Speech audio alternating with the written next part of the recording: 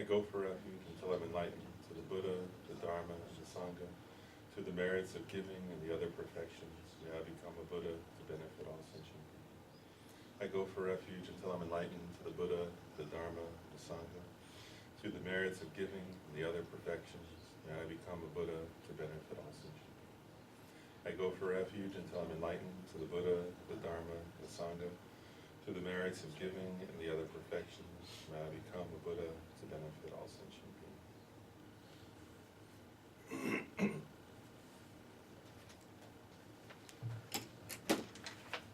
Returning to Lama Tsongkhapa's text. So we've covered like the section on how to generate bodhicitta. We covered the section on taking the bodhisattva vow. And now we're in this section where Lama Tsongkhapa is really addressing this idea, that this issue that that one has to train, that having taken the bodhisattva vow, one has to train in the bodhisattva trainings or practices, and that what's essential for that is training in an approach that combines both method and wisdom. And so Lama Tsongkhapa, made this point that method alone is not enough, and also wisdom alone is not enough. And then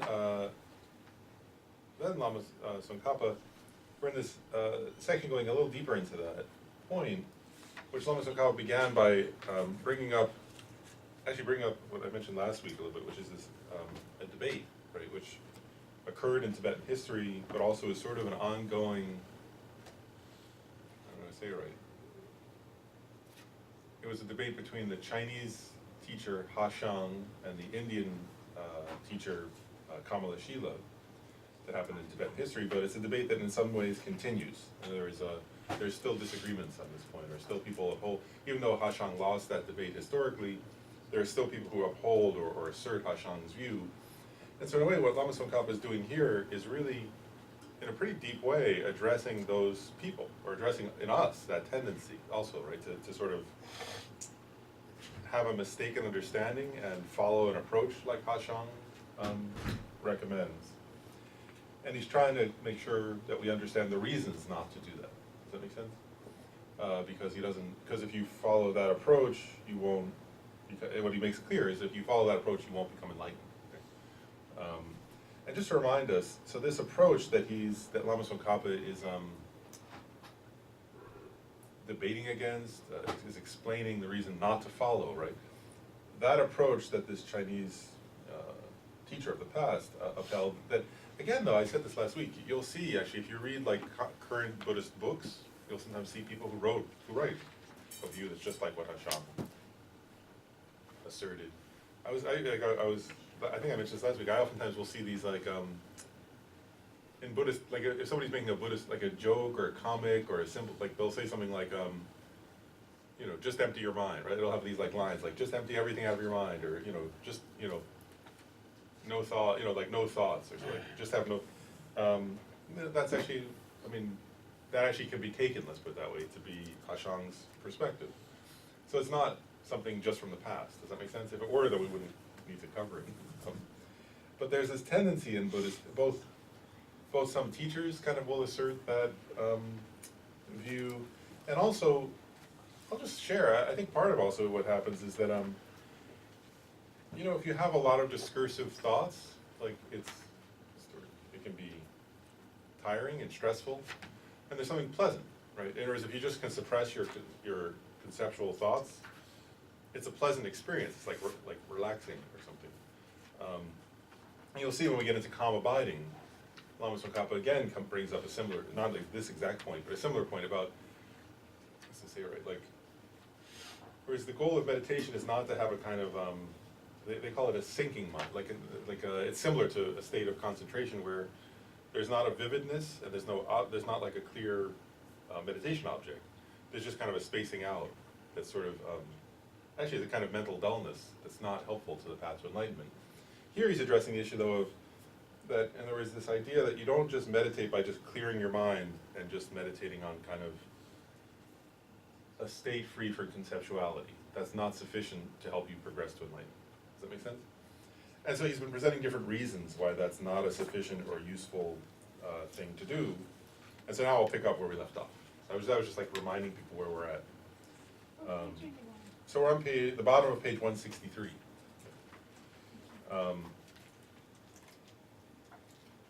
And so here, I'll pick up with this quote. So here, I'll pick up with the quote there where it says, their significance is also taught clearly in the Lamp for the Path to Enlightenment, which actually, Lisa, you were just studying for a month with Lama Zopa. And so here, Lama Tsongkhapa is actually quoting Atisha from that text. Right? And I'll pick up with that one, even though I started to cover that one, that quote. We'll cover the whole quote now. So Atisha says, through wisdom divorced from the perfection practice, the obscurations will not be abandoned, exhausted. Therefore, in order to abandon all obscurations, afflictive and cognitive, right? So we're actually, the people, oh, you okay? So we got hurt? No, it's okay. Should we stop? Should we pause? She just has a hand like, looks like this, it's kind of. So should we pause? No, I just came to talk about a good You're okay? Okay. dog fight. Anyway, you get breaking up a dog fight. No. It's her friend, that's all. No, it's okay. We can stop. I wasn't sure. Sorry. No, it's okay. I just wasn't sure. But, okay, so going back, essentially, what are the afflictive and the cognitive obscurations? Do people remember? What's the difference between an afflictive and a cognitive obscuration? One is emotional, one is obstruction to the knowledge.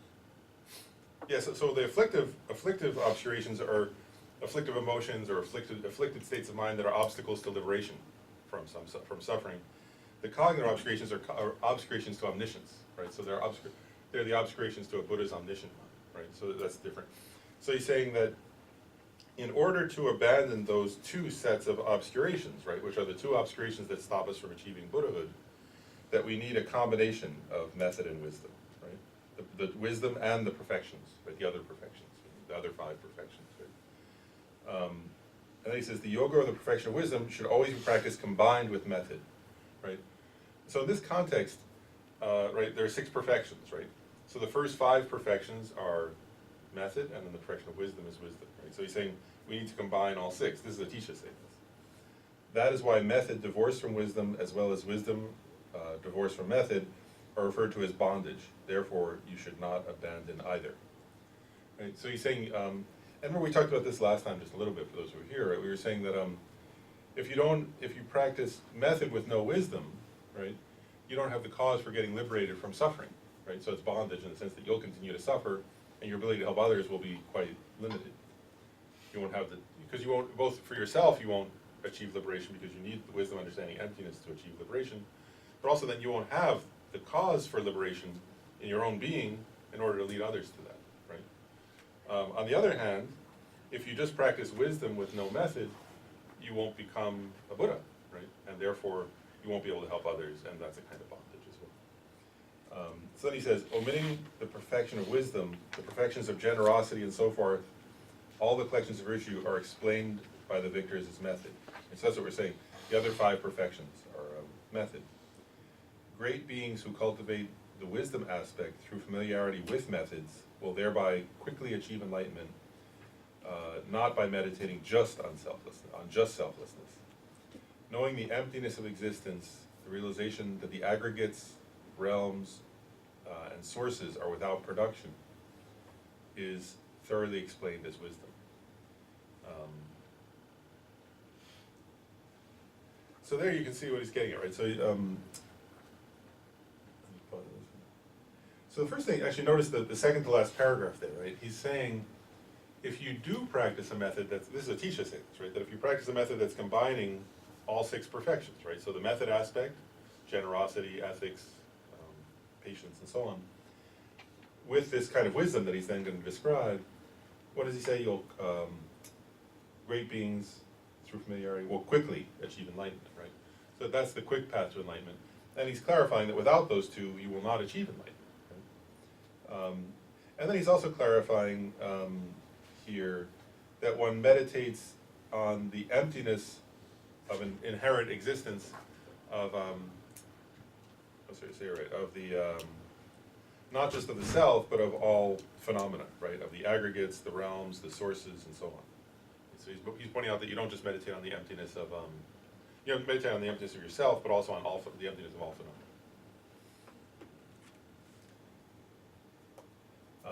And now he's just continuing, right? So Lama Tsongkhapa's, right? He's quoting various sources to strongly make his point, right? That it's not enough to just do this kind of non-conceptual thing, and that you have to combine method and wisdom. So now he quotes the Buddha himself from the sutra requested by Ratnakuta, which means like jewel pinnacle, the jewel pinnacle request. A sutra requested by a person whose name was Jewel, I think a person whose name was Jewel Pinnacle. It's taught that it is necessary to meditate on emptiness that possesses the supreme of all aspects, is complete in all factors of method, such as generosity and so forth. So again, he's saying you have to combine method and wisdom. Then he quotes another sutra, the sutra Gathering All Threads, right, which says, foolish people intend to repudiate the Bodhisattva's practice of the 6 perfections for the sake of enlightenment, saying, you should train in the perfection of wisdom alone. What is the use of training in the remaining? So here I just want to remind you also of something Lama Tsongkhapa said earlier, which is, he made a couple different points. One is, just blanking out your mind in a non-conceptual state is not wisdom. Right? That's not emptiness. In other words, that's not an understanding of emptiness. But then he made this point, which he's getting at again here. He's saying, but even if that were emptiness, which is not, that still would not be sufficient. Does that make sense? So first he's saying, just sort of resting in non-conceptuality or whatever, actually isn't even cultivating wisdom. But then he's saying, but then even if a person were to cultivate correct wisdom, and then were to only practice that, still that would not be sufficient. You have to practice generosity, ethics, the other trainings. And again, I'm just pausing, like, there are 2 points here I just sort of emphasize. Like, one is for ourselves, right? That we you know, for ourselves, we have to remember this, right? And there is because where is that? It's like there is that we ourselves may sometimes over-focus on one or the other, right? We may focus on being generous or being kind to others or being, you know. But what he's saying here is, don't forget to practice wisdom then, right? Also, sometimes we may get really interested in wisdom, right, and get kind of very interested in meditating on emptiness. And he's saying that's good, but don't forget to practice morality, patience, you know, and so on, right? And that we ourselves have to practice a path that combines the two. Then I think there's another point I'll emphasize personally, you know, just is also if you're, you know, what other thing implied in this, right, is if you come across a teacher who's saying, this is important, right? So if you come across a teacher who's saying, oh, forget everything else, just meditate on, you know, non-conceptuality, or just meditate on wisdom or something, right? And who presents this view, you know, is Lama Tsongkhapa saying, you have to use reasoning, right? You have to say, wait a second, Lama Tsongkhapa said that, is that correct? You know, and what are the reasons behind that, and so on. Does that make sense? So that you won't yourself follow a teaching that would lead you down the wrong path, because there are teachers who teach that. If there weren't, even at Lama Tsongkhapa's time there were, otherwise he wouldn't have been doing this, right? Because why is Lama Tsongkhapa addressing this in so much detail? It's because there have always been teachers who present just a wrong approach, and he's saying don't follow a wrong approach, right? And he's quoting a teacher, you know, and Lama Tsongkhapa is making it clear, this is not just him, right? He's not just making this up. This is the lineage coming from a teacher. This is the lineage coming from the Buddha. There are all these quotes from the Buddha and from many different masters. And then he quotes again from that same sutra. Foolish people also say one becomes enlightened by one approach. That is through the approach of emptiness.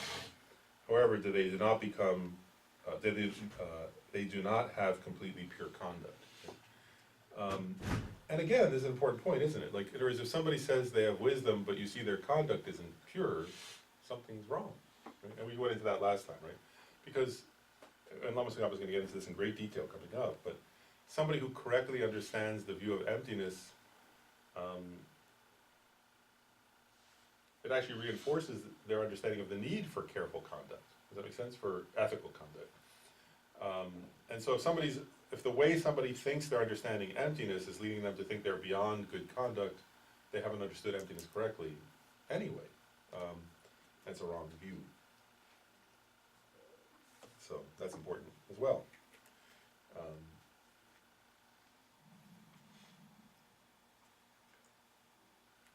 So now Lama Tsongkhapa is going to, what's there to say, right? He's debating with those kind of views. Does that make sense? So he's going to present some Here he just quoted some, what's the word, sources, right? Now he's gonna also present a few logical points. So one is, he presents a wrong view here. He says, some people will say, or one may think, right? So one may think means a wrong view here. He's like presenting, like somebody may say this and don't, you know, if you hear this, this is how to debate against it in your own, with them, or at least inside yourself, so you don't get caught up in wrong understanding.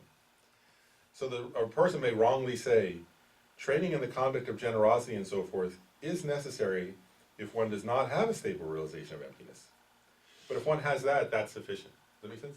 So here he's presenting a particular kind of wrong understanding. This wrong understanding, you know what I mean? Let's make sure we understand what he's saying here, right?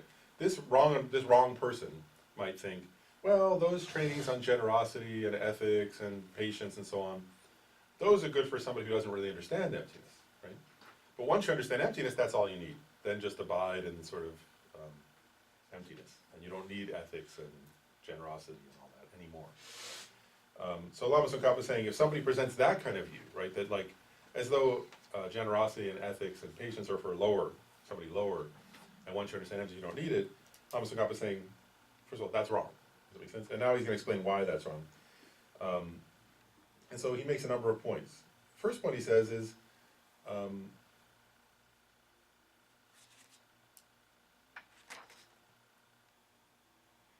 so there are a few points here. First point is this, is bodhisattvas who have achieved the direct realization of emptiness, right?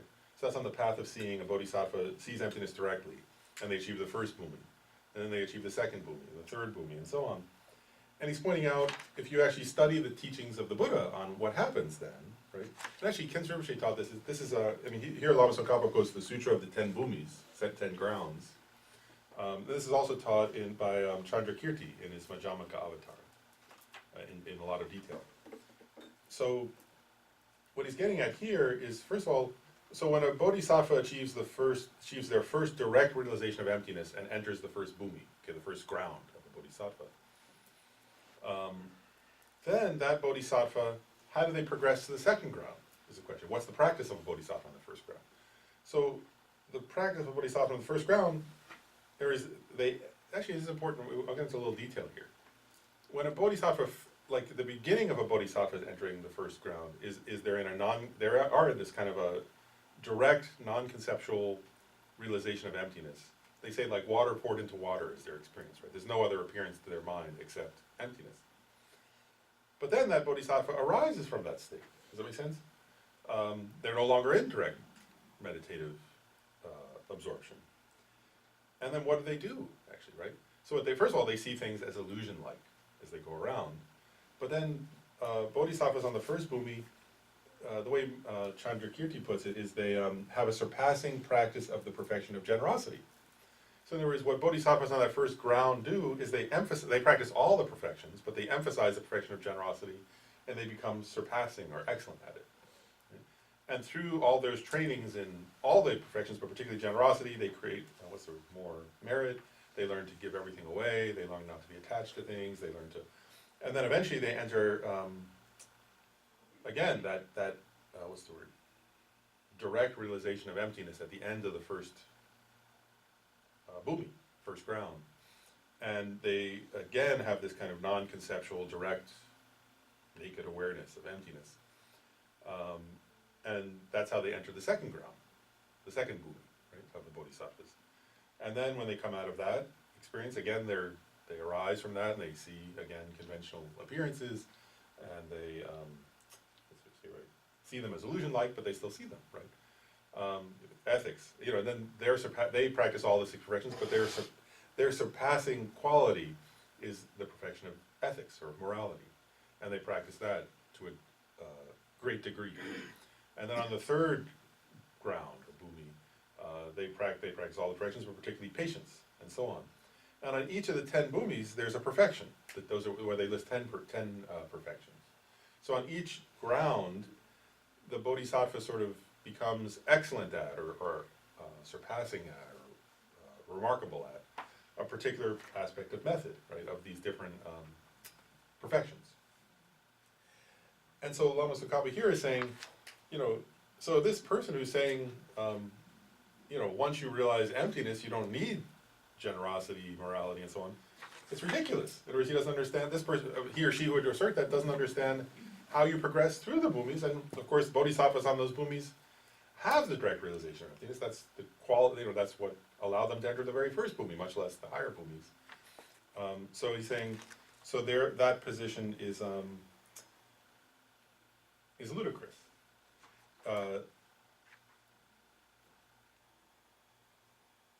And he makes another point here also.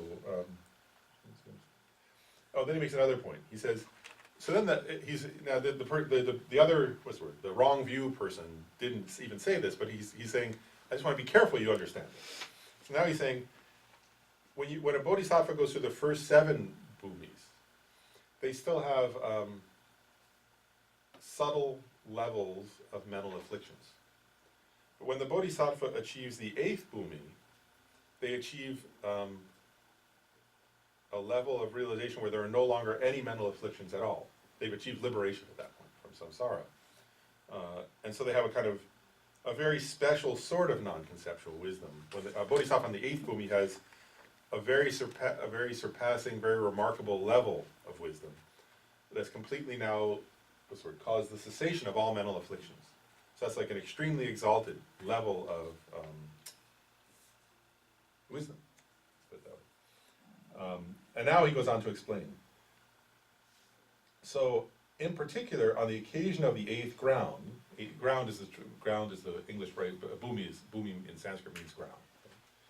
So, on the occasion of the 8th ground, when the bodhisattva abides on the ultimate and all elaborations are pacified, owing to the exhaustion of the mental afflictions. Does that make sense? So he's describing the experience of this 8th bhumi, 8th ground bodhisattva. So the 8th ground bodhisattva has achieved this remarkable realization, right? Where they, not only have they long since realized emptiness directly, but they're in the state of abiding in the ultimate, right? So they have this direct realization of emptiness with all elaborations pacified. So there are no appearances even, no conceptual thoughts at that point. There's only a direct, naked realization of emptiness, and there's no, and they're completely exhausted all their mental afflictions, as I just said, right? So there's no mental afflictions. They've had a permanent cessation of all anger, desire, ignorance, and so on. He says, even for that kind of bodhisattva, actually this teaching says the Buddhas radiate light rays to them when they're in that state. To kind of, what's the word? You could always say like they don't let them stay too long in that meditative state. Does that make sense? It's like the Buddhas don't let those bodhisattvas stay too long in this state of meditative absorption. And the Buddhas say to them, Buddhahood cannot be achieved through this mere realization of emptiness. This realization is achieved even by hearers and solitary realizers. So now Lama Tsongkhapa is making another point. 2 more points actually apply. One is, not only a bodhisattva on the first bhumi, but even bodhisattvas on the 8th bhumi, who have a complete cessation of all mental afflictions, even they have to practice method. That's one point, right? So the idea that, when you realize some kind of emptiness, then you don't need method, is totally ludicrous because bodhisattvas in the 8th bhumi still need method. That's one point to make. Then he's making another point, right, which is wisdom is implied in this line here, that we have to think about logically, right, for a moment. If wisdom alone contained all the perfections, and you could just achieve Buddhahood based on wisdom, he's making a point here. Hearers and solitary realizers, right? Those who achieve their own liberation from samsara, they have perfect wisdom. That's how they achieve their liberation from samsara. And they don't become Buddhas through that. Does that make sense? Because they're lacking method. So he's making 2 points implied here, right? And so you can think, well, so if somebody says to you, wisdom alone will lead you to Buddhahood, you can say, well, but the people who have individual nirvana have wisdom. They don't achieve Buddhahood. That doesn't make any sense at all. Second, 8th bhumi bodhisattvas who have perfect wisdom, have this remarkable wisdom and liberation from samsara, even they practice method. So if I think I'm above method, it's kind of ridiculous, right? That'd be like saying, well, this person who's so far beyond me has to practice method, but I'm somehow beyond them, even though I haven't achieved their level of realization. So he's making various, you see the logical, he's presenting, if you understand Buddhist path, what he's doing is saying, he's giving logical reasonings to say this is a ridiculous position to take. And then he goes on, still quoting from that same Sutra of the 10 Grounds about the 8th bhumi bodhisattva. So the Buddha says to that 8th bhumi bodhisattva, now this is the Buddha speak, right? my bodies, meaning the bodies of a Buddha, the kayas of a Buddha, my exalted wisdom, my Buddha fields, and so forth are immeasurable. Look at them. Nor do you have my powers and the like. Therefore set about it with joyous effort. Think of the unpacified sentient beings agitated by various mental afflictions, and do not give up patience either.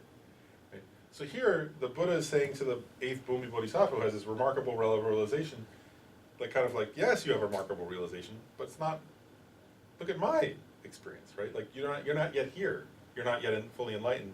Keep working at it, right? And then he makes a point. And why is the Buddha gives a reason for that, right? What's the reason?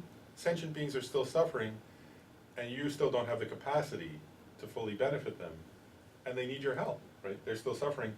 So you made a vow, the Bodhisattva vow, fulfill your vow, right? Achieve full enlightenment. And then you'll have all the powers and the capacities and the wisdom to be of benefit to others completely.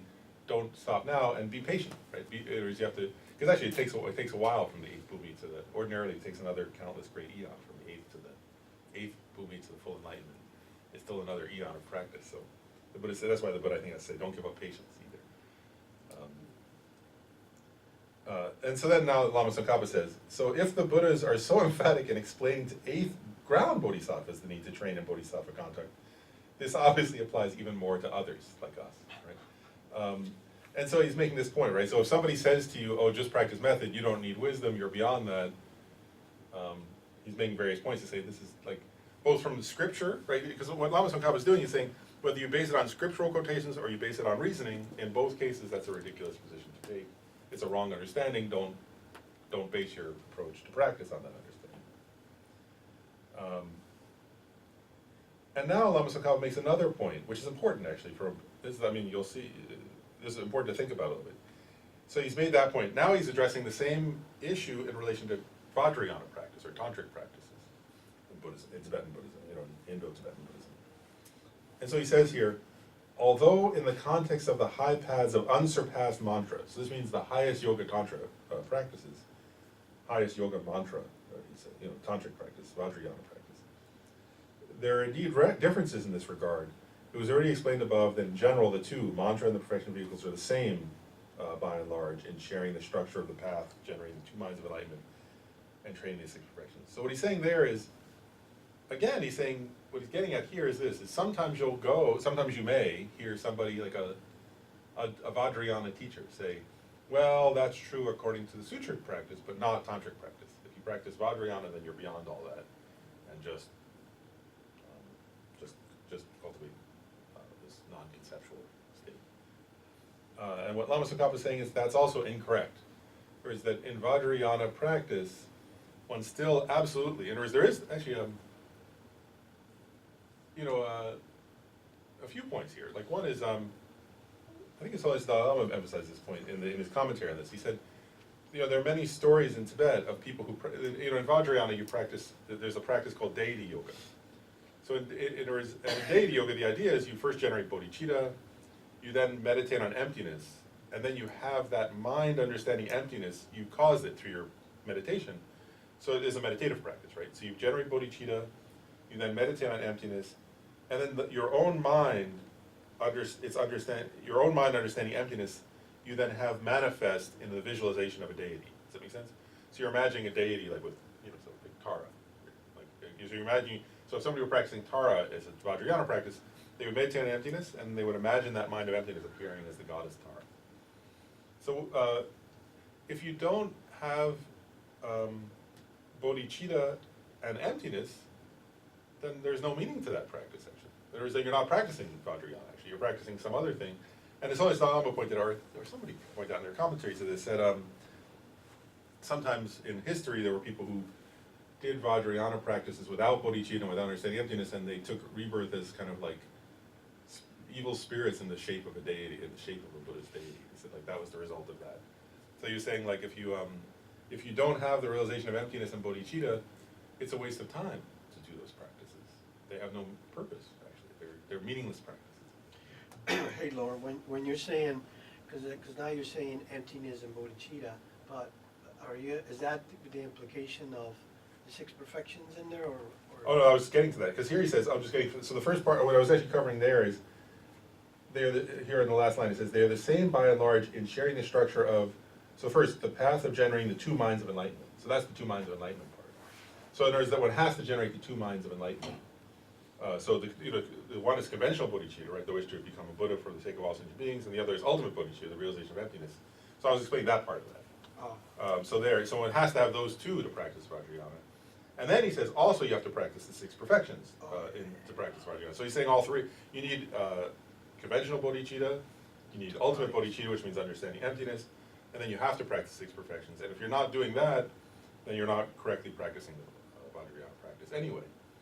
So if somebody says, oh, it's beyond that, they're wrong. That's what, so yeah, and then what he's saying is there are some differences, like in the sense that actually if you study the Vajrayana teachings, you have to practice 6 perfections. First of all, in general, you have to practice them just on a conventional level, and then even when one say right, like so like there are, for example, practices of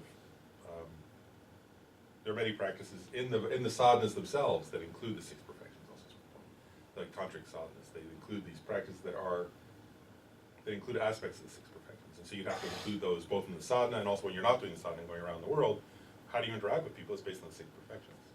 Does that make sense? So that's what he's pointing out. And so if somebody says, therefore again, if somebody says, oh, but Vajrayana is beyond that, he's saying, don't fall for it. That's a mistaken understanding of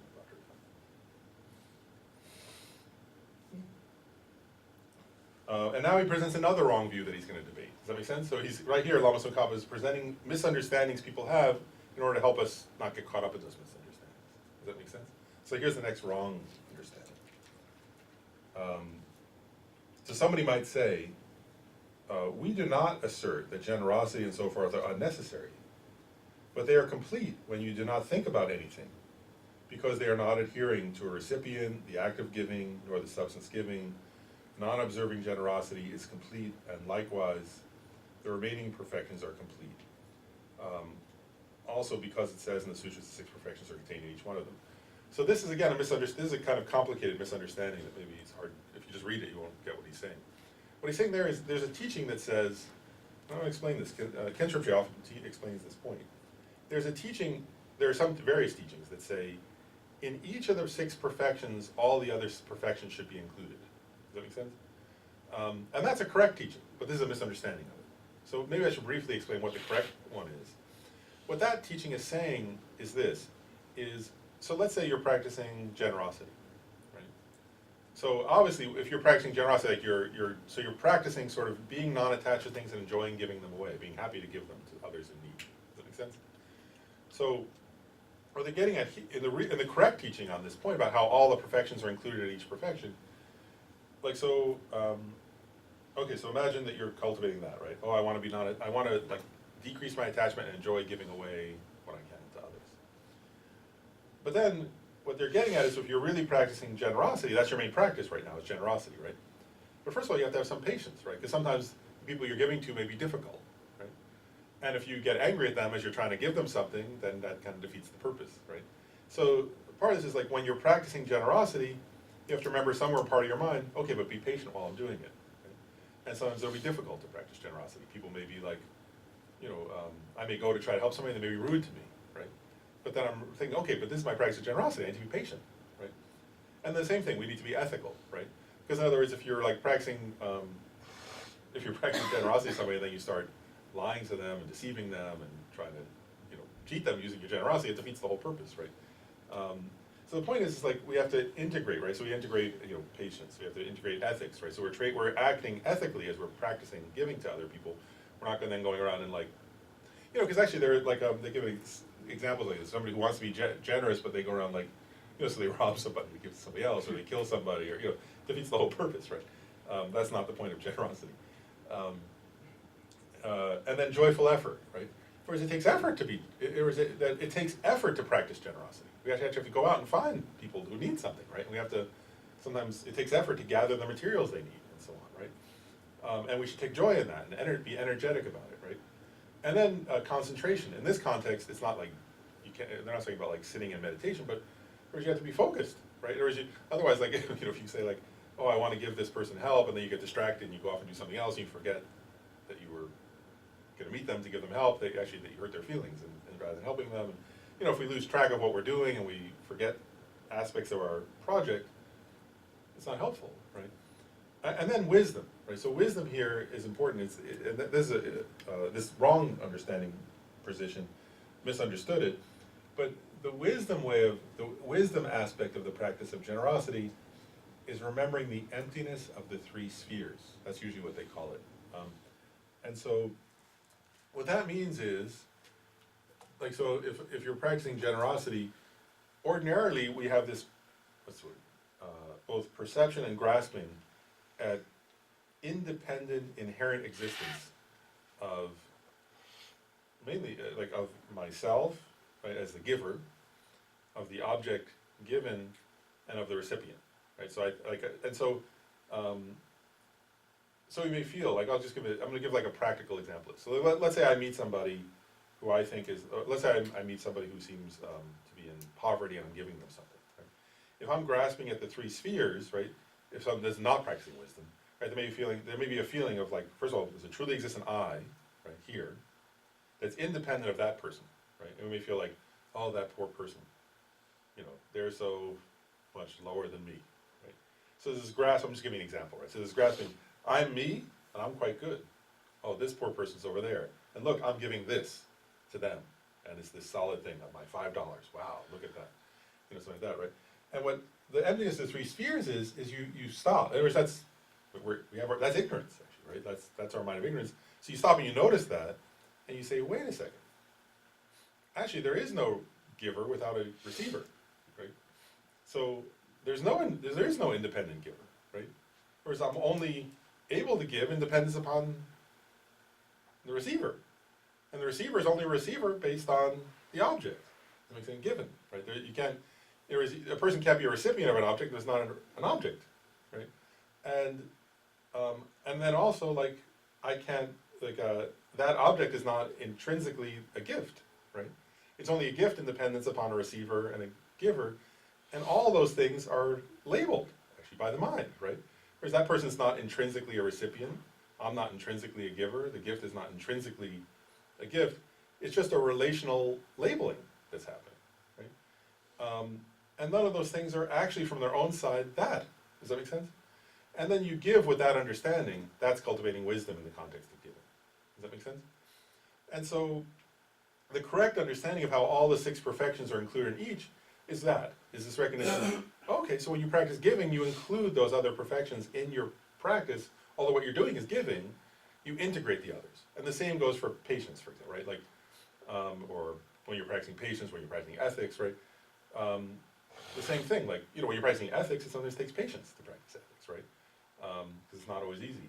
And there's you know, and the same thing, you want to practice the emptiness of the three spheres, and it takes concentration and so on. And so the idea is that you want to, as you practice, you want to integrate all the other perfections with your practice of any one perfection. Whichever perfection you're focusing on, you want to integrate the other perfections into that practice. Does that make sense? Now here, this person misunderstood that. Okay, so because you have to understand that's the correct approach, right? This person misunderstood that.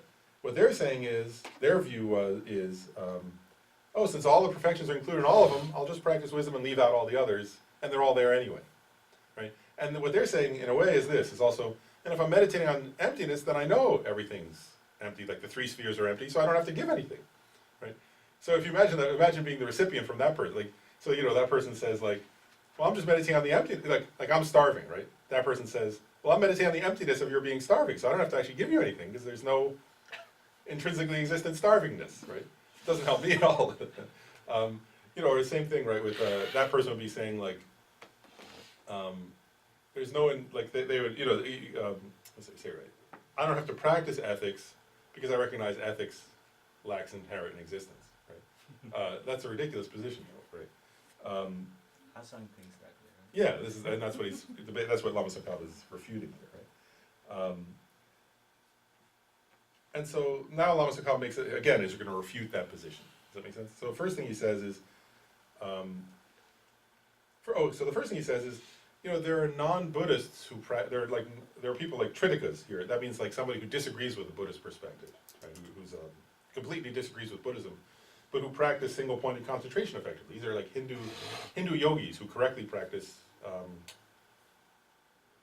single-pointed concentration. And he's saying, well, concentration is one of the perfections, right? So if your position is correct that all the perfections are included in every single one of them, then when that person who actually dislikes Buddhism and dislikes the 6 perfections practices concentration, they've perfected all the 6 perfections because they're practicing one of them, which is concentration. That's ludicrous, right? Like, does that make sense what he's saying there? Like, there is so that's his first point, is he says that's a ludicrous position for that reason. Actually, the same point would go though, right? Like, in other words, like if let's just say it right. If a sociopath gave a gift, right? According to this position, you would say, well, they gave a gift. They're practicing all the 6 perfections. They've realized wisdom. All the 6 perfections are included in each one. That's ludicrous, right? Like, whereas that's so you can see how that's the first. I'm just taking his point about the Tritikas and giving another example. So in other words, that's a ludicrous position. Then he says, in particular, the Sutra on the 10 Grounds, that same sutra from earlier, and that makes another similar point. It says, hearers and solitary realizers who have non-conceptual exalted wisdom with respect to reality would become Mahayanists. Right, so what he's getting at there is also, well, we already kind of implied this earlier, that those hearers and solitary realizers, right, so like those who achieve their own individual liberation, have wisdom, right? So that means if this position, that this wrong position were true, then they would already have all the 6 perfections in that wisdom. They don't, right? They don't become Buddhas through that. They only achieve their own individual liberation. So again, and you know, there was then when they meditated on just emptiness, they would somehow magically have all the generosity and patience and so on of a bodhisattva, but they don't have that. So again, that's the reason why it's an untenable, unreasonable position. And then he goes on. If you assert this alone is sufficient because it is taught that each of the 6 are concluded in all, this is kind of here he's saying, it'd be hard to get this one because it's a reference to the beginning of a long ritual of offering the mandala. But in a way, what he's saying is this, I'm going to use a metaphor to explain it, and I'll go back and explain what he's getting at. I was sort of thinking about what he meant by this, because it's like, you'd have to know the ritual, but what he's getting at is this, it's similar to what I said earlier, I just said a minute ago. But, let's just say it right. I'll say it this way, like, if you imagine like, think it this way, like, it'd be kind of like this, like, what he's getting at is this, is like, first of all, that it's incomplete. But the metaphor would be kind of like, if I thought, okay, I'm going to give Mike a diamond, is my idea. Right? And I have a diamond home, and I clean the diamond. And then I think, oh, okay, I gave Mike the diamond. Like, Mike never, the action was incomplete. Mike never received the diamond. All I did was clean it off, right? What he's getting is like, you've not completed the activity. In other words, you're not doing the complete activity. You have to actually do like, in other words, from a karmic perspective, you have to actually do the complete thing, right? So what he's getting at there is, it's not enough just to meditate on the emptiness of giving. Does that make sense? Like if all I meditate on is the emptiness of giving, but I don't actually give, I haven't done a complete action of giving. Does that make sense? So he's using that kind of metaphor. So he's saying the same thing, when you offer a mandala, when you do like a mandala offering in Tibetan ritual practice, the first step is you clean the base of the mandala. Like you clean it, and that symbolizes cleaning your mind. And then there's a whole practice where you fill the mandala with jewels or grains and you offer it to the Buddha. And so he's saying, if this approach were correct, we wouldn't do that whole ritual. We would just clean off the base and say, I'm done, and not offer anything, right? Whereas it's not enough just to think giving is empty of inherent existence. We then actually have to give to others, or it's not a correct practice of giving. Does that make sense? So that's actually what he's saying. And now he gets into something that's very, I personally, it's a very profound point that I think actually is worthy of contemplating or meditating on. But he uses a metaphor, and the metaphor he uses is a powerful one. So this is the metaphor. He makes this point. He says, think of a woman, a mother, who had a child she loved very much, and the child died. And so, like, he says, imagine, first of all, the grief of that mother, right, which is extremely profound, kind of overwhelming grief, right? And then he makes this point, he says, so that woman then, right, if you've been with somebody who's, again, like, in one way, he's making a point here which I think is psychological in a way, which is, all different kinds of grief can be very profound, but there's something especially profound about the grief that a mother has for their particularly beloved child. Does that make sense? And what he's saying is, for that mother, that woman, right, that grief is always there in her mind. Does that make sense? Like when she's dreaming, even her dreams are sad. And when she goes to the supermarket, her, it's not that she doesn't pick up whatever, like milk or something, or eggs or whatever, but, so she can notice eggs and milk, but there's an underlying quality of grief that's there that never leaves during that mourning period or whatever, however long that is. Could be the rest of her life, or could be years, but, so he's making this point, he says, so imagine that, right? And you can imagine how that feels, right? Like, what he's getting, so he's using, because we have no familiarity with bodhisattva, how a bodhisattva's experience. This is something, he's trying to help us, I don't explain this, because I think it's important. Like, I think what he's getting at here is, we as selfish beings can't imagine what bodhisattvas are like, really. So he's trying to help us, right? So he's saying, this is something we can actually relate to, right? We can sometimes, if you know somebody who's lost a child, and you can see the profundity of their grief, and how it pervades everything, right? Eating, sleeping, walking, and so on. And now and that they do other activities, right? Like at one moment, and this is an important distinction, so for the metaphor, there may be some moments where that woman is just weeping, right? It's like alone in her room, just weeping and weeping, right? Then there are other moments where she has to go out and do something, get eggs at the store, right? But still, that grief is there as a sort of substrate of her every moment. Does that make sense? But she's buying eggs. That's it. Okay. Now you understand the beginning point. Now, what's that metaphor for? And what he's saying is,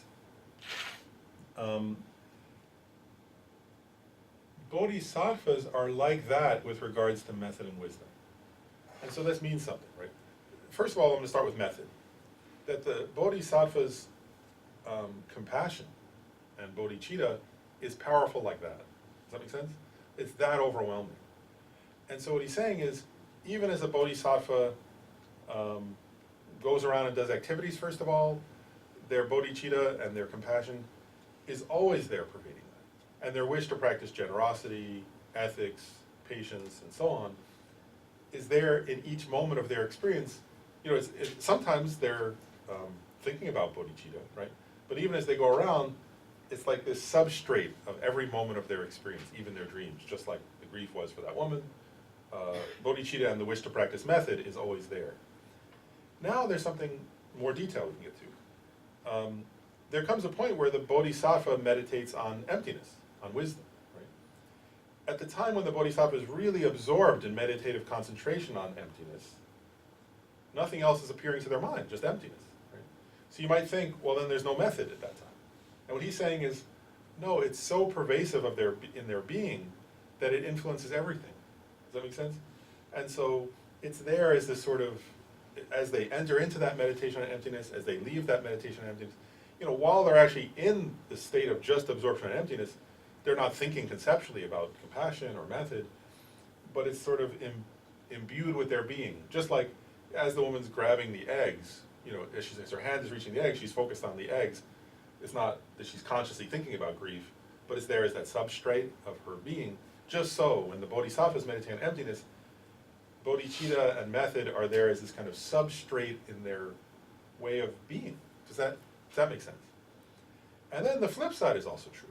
In other words, once the bodhisattva realizes emptiness, that emptiness wisdom also becomes a substrate of their being. And so, again, when they're deeply meditatively absorbed on emptiness, then emptiness is directly appearing to their mind, like the weeping and alone in the room, right? But then when they're going around in the world, they're not always going like, everything's empty. This is, here's the logical reasons why everything's empty and so on. They're not doing that every second.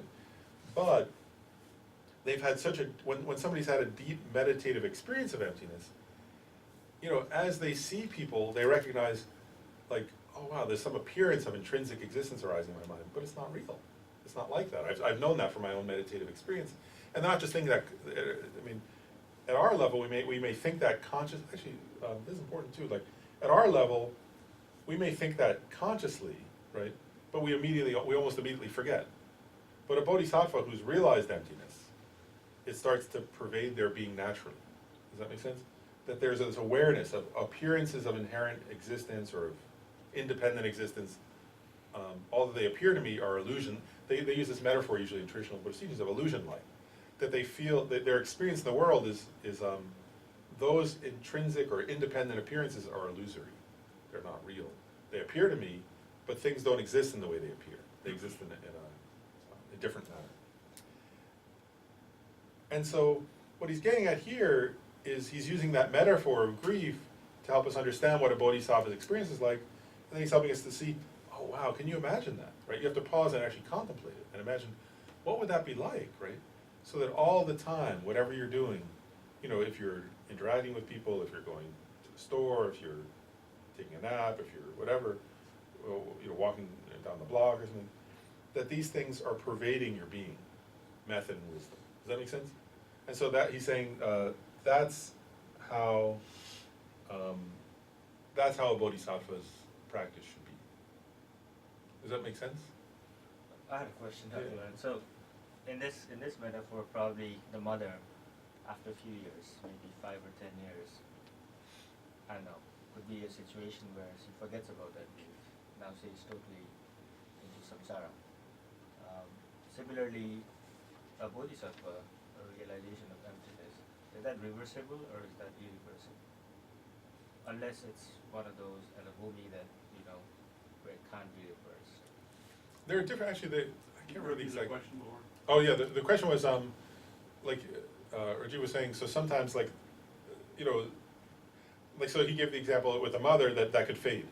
It's like over years the mother might eventually Forget about it. not think all the time or forget about the grief and focus on other things, and is it similar with emptiness? Could you forget or like lose it?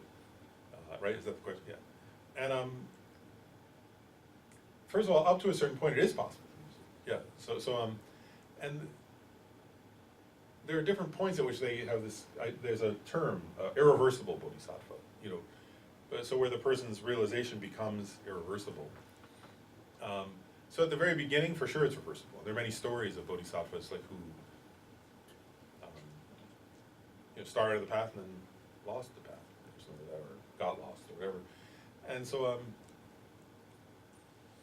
trying to remember the detail of that, because there are different there's some.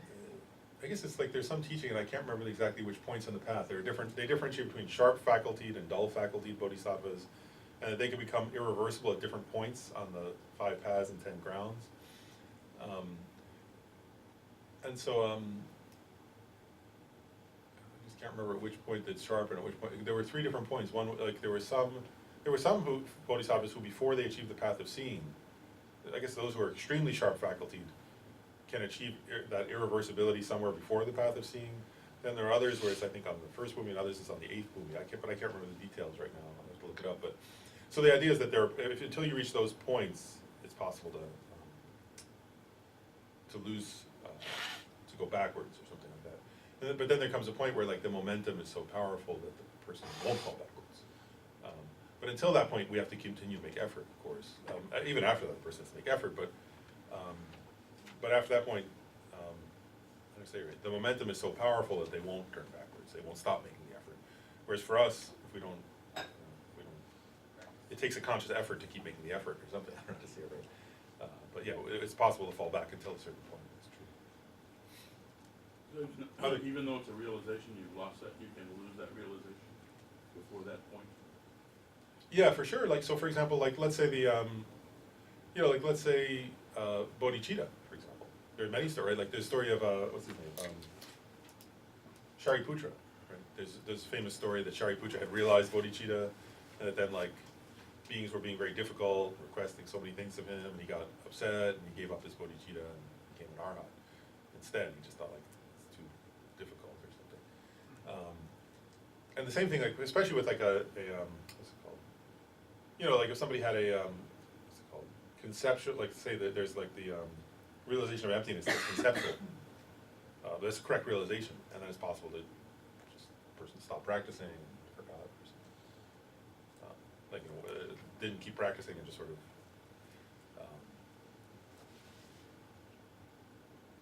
went backwards. You know, like it was because it's not especially like I think that's true over lifetimes, isn't it too? Especially like so somebody could have realized emptiness conceptually in one life, but then I think over the course of lifetimes it doesn't always. It's not always a straight line. Does that apply to the experiential experience of emptiness? You mean like the direct realization? Yeah. Once you've had that, is that reversible? I don't think. My impression, I mean, I may be wrong on this point. I'm not really sure. I don't think that's reversible because when somebody's become an Arya, my impression is they're an Arya. It means they've seen emptiness directly. I think there are some. The part that's not clear to me though is could a bodhisattva at that level still lose bodhicitta? That is in the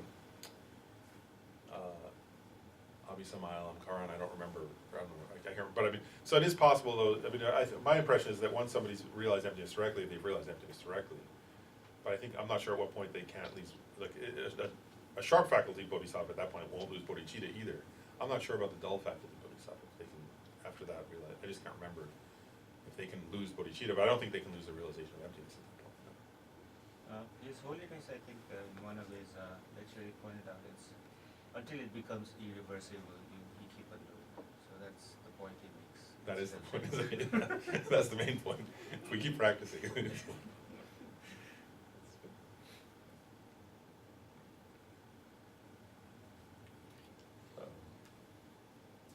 Okay, so now actually, and this is now it'll continue on. So Lama Tsongkhapa, you can tell Lama Tsongkhapa, what's the say right?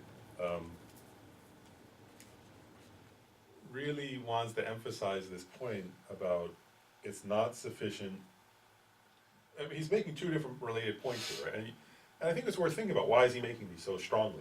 Because he's really being quite forceful, and he's making two different points. One is just a mere suppression of conceptual ideation is not a meaningful form of Buddhist practice. The second is you have to practice a combined path of method and wisdom. Okay? And I just think it's worth noting, wow, he goes on for quite a while about this, so it must be something very important for him that he's seen people lose track of their own path to enlightenment through these mistakes. And so I think he's really trying, before he gets into the six perfections directly, to say, you know, through scriptures and through reasonings and through many different reasonings, to say, don't fall into that mistake. Does that make sense? And so I mean, we have to apply this to ourselves and go, okay, you know, maybe I should contemplate that in regards to my own practice. So now he's going to give more reasonings. And so the next point he makes is he says, you should not be misled with regard to the statement that the results of the collection of merit are your present body, resources in life, and so forth, within samsaric existence, cyclic existence. Rather than reading it, it's hard to understand it, I think, from just, if you don't, I mean, the words themselves, you can read it and you'll see, but what he's getting at in this paragraph is that, so the first point, he's making a point that our current body, right, this human body you have, that we have here, right, is a result of positive karmic actions in the past, right? That's clear, right? There's human body's a positive rebirth, right? A good rebirth, especially you have a unique one, right? With the which is taught in the Lama, right? With the leisures and endowments to practice Dharma, spiritual path. So you did very positive karmic actions to get this rebirth that you have right now. So he's saying some people will point out, but look, that's still samsara. You're still in samsara. So good actions still produce samsara. What's the point of good actions? So I'm getting it? Some people will argue that. And up to a certain point, what they're saying is true. And this is still samsara. I mean, we are still in samsara, right? So our good actions didn't bring us beyond samsara. So those people may then say, you know, so like up to a point, positive actions are good, but they're not that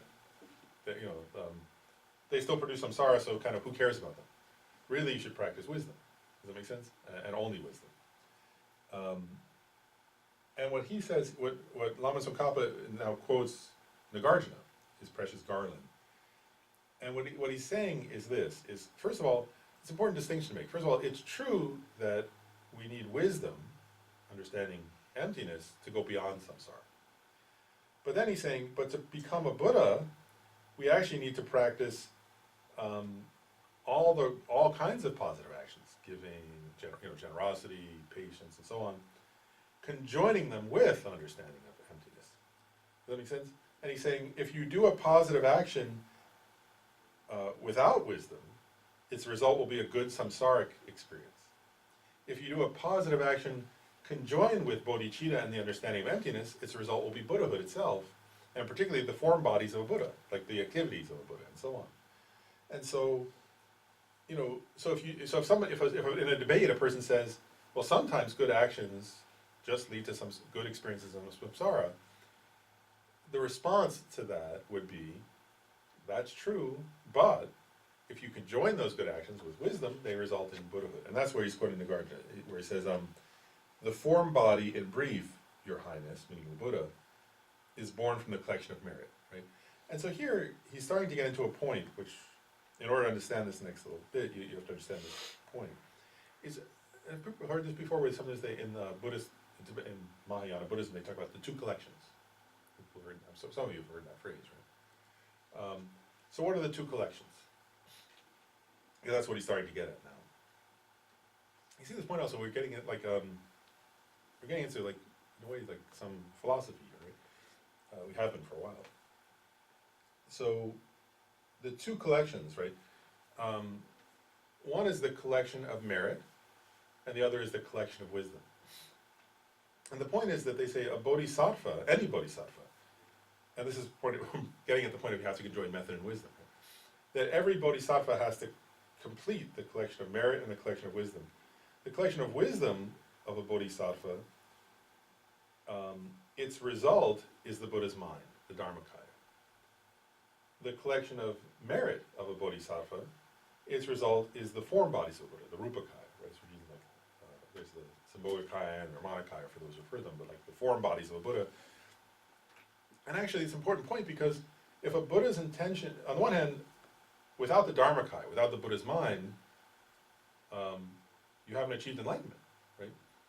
But also without the Buddha's form bodies, you haven't achieved enlightenment, because the nature of a Buddha is to be present, to be of benefit to others, right? And if you haven't created the causes to be of benefit to others, then that's not, the very nature of Buddhahood is this sort of state of compassionate teaching, compassionate engagement, compassionate liberation of others. And if you don't have a form body, if you don't have a body to manifest to benefit others, then you can't benefit others. That's not enlightenment. That's not Buddhahood. And so one has to complete the collection of merit in order to create the form bodies of Buddha. And Nagarjuna actually in his teachings has these beautiful descriptions of what virtuous actions a bodhisattva does. Like, if you look at a Buddha statue, right, like, it has all these different qualities, right, like certain kind of, top knot on their head, and certain kind of lines on their hands, and there are all these different qualities of a Buddha's body.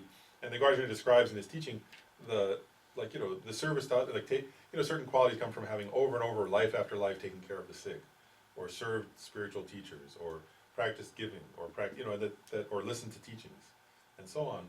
And that by doing that for lifetime after lifetime after lifetime, these merits, these virtuous actions, they produce these qualities of a Buddha's body that allow the Buddha to manifest in an effective way to help others. And so we need to complete both collections.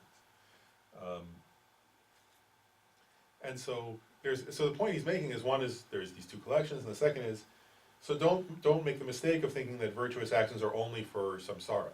Right? There's a kind of virtuous action conjoined with wisdom that the result of that is Buddhahood, is what he's saying. Then he says, next paragraph,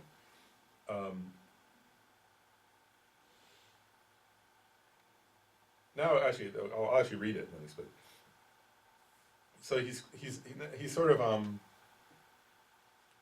he's kind of almost like being ironic, or a little bit making fun of. He's saying what's the title? One's words will be contradictory like the speech of a madman, is the title of this one, or the heading. So he's kind of making fun a bit of this wrong view. So he's saying, moreover, sometimes you expound that faulty conduct and all the mental afflictions that become the cause of the lower realms can also become the cause of Buddhahood. And sometimes you seem to say that all virtues like generosity, ethics, and so forth become the cause of high status in samsara, are the causes of cyclic existence rather than the cause of enlightenment. You should set your mind at ease before talking. Right? So he's making fun of this. So what he's saying here is, like, the person who has this kind of view, right? In reality, right, bad conduct, mental affliction, hatred, for example, and actions done out of hatred and all that, and other mental afflictions and the karma that come from them. Lama comes pointing out, those are the causes of suffering, and yet sometimes the person who takes this position, doesn't fault them, right? Says they're fine, that there may even, and he says here, they can even become the cause of Buddhahood. Then also this person sometimes seems to say that positive actions become the cause of samsaric suffering. And he's saying, this position is utterly ludicrous, basically, right, is what he's saying. It's the talk of a crazy person. And then he goes on, and keep going.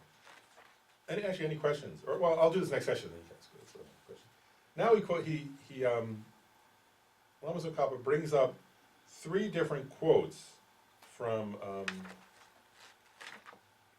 they're all from sutras, from sutras. And what he's doing here, again, it is a bit, he's being philosophical here, but he's taking specific quotes from sutras that people who have these wrong understandings quote. Does that make sense? And he's going to say, they misunderstand these quotes and think they mean one thing, but they actually mean another. Does that make sense? Okay. So the first quote is, strong adherence to the 6, meaning the 6 perfections, generosity and so forth, is the action of Mara. Right? So this is a quote from a sutra, and he says, so somebody who has this wrong position finds this one sentence, and they say, okay, see, the 6 perfections are bad. Right? We'll get it. Maybe I'll wait. I'll let him debate. The second quote is from the 3 Heaps Sutra, where it says, giving gifts, falling into observing, guarding on ethics, considering them supreme ethics, and so forth, these should be confessed individually. So he's saying, such a person would read that quote and say, see, even ethics should be confessed. It's a bad action. And then the third one, however much conduct, meaning method, exists, all of it is conceptual. True non-conceptuality is enlightenment. Right? And so they would take those 3 quotes. So this is important, actually. What Lama Tsongkhapa is doing, right? He used a whole bunch of his own quotes to make his point. But now he's trying to say, well, I recognize there are a lot of Buddhist sutras, right? And if somebody took one sentence out of one of them, they could use that as a support for their position. So I'm going to find the most extreme 3 sentences that exist in all the sutras that somebody could do that with, and I'm going to explain what those 3 quotes mean so that you don't misunderstand it if somebody ever quotes those to you. Does that make sense? Okay. So now he's going to address the first one. So he says the meaning of the first, right? The meaning of the first of those 3 quotes. So the meaning of the first of the 3 quotes is that generosity motivated my mistaken adherence to the 2 selves is explained as an action of Mara since it's impure. However, generosity and so forth are not presented as the actions of Mara. So the commentary on this point, I'll just make a couple points. One is, first of all, there's a very gross level and there's a subtler level at which you can take this line. A gross level you can take this line is, so take the example of this, of generosity. First of all, this is the gross level. Generosity that's influenced by the 8 worldly concerns, right? So in other words, so if I were to practice generosity, mainly to promote my own self-image to other people, right? He's saying, Mara is like, samsara, Mara is sometimes they call it like the demon of samsara.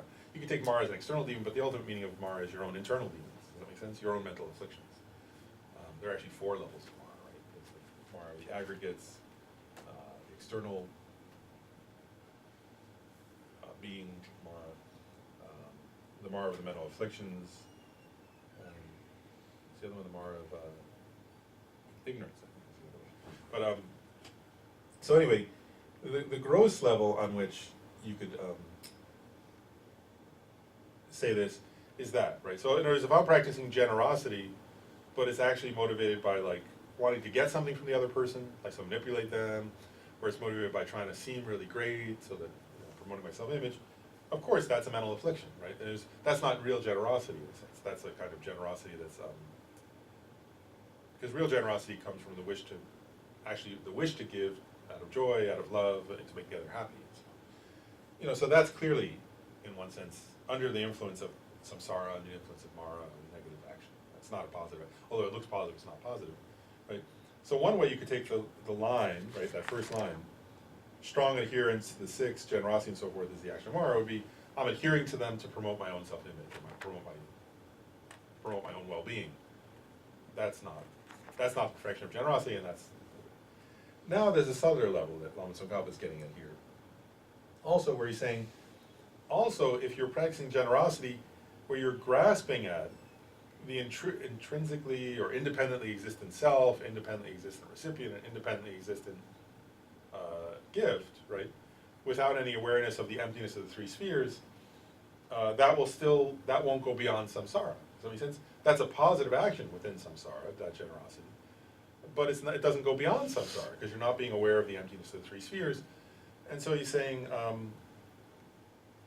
it will still keep you, so adhering, that means adhering to a self, right? Adhering to an intrinsically existent self, other, and object.